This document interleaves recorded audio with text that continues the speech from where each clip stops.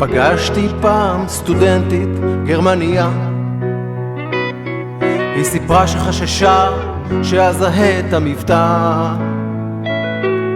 הכרתי מזמן אישה חרמניה שחששה מאוד לגעת ראשונה.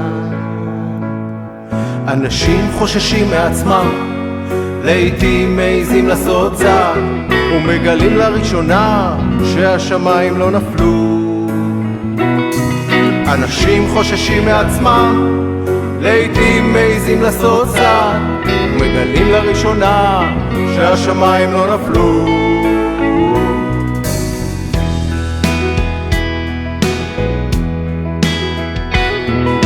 דיברתי מתישהו עם חבר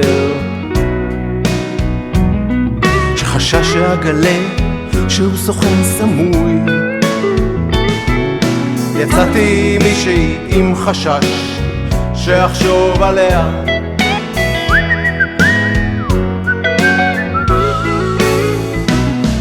אנשים חוששים מעצמם, לעתים מעיזים לעשות צעד ומגלים לראשונה שהשמיים לא נפלו.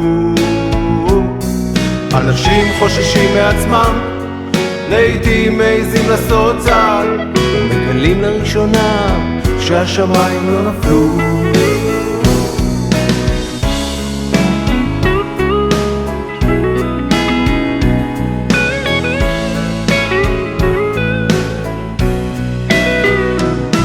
והייתה זו שחששה יום יום להינטש בחורף, ושמעתי על אב מסור שחשש שלא יוכל לפרנס את ילדיו. אנשים חוששים מעצמם, לעתים מעיזים לעשות צעד ומגלים לראשונה שהשמיים לא נפלו. אנשים חוששים מעצמם, לעתים מעיזים לעשות צעד ומגלים לראשונה שהשמיים לא נפלו.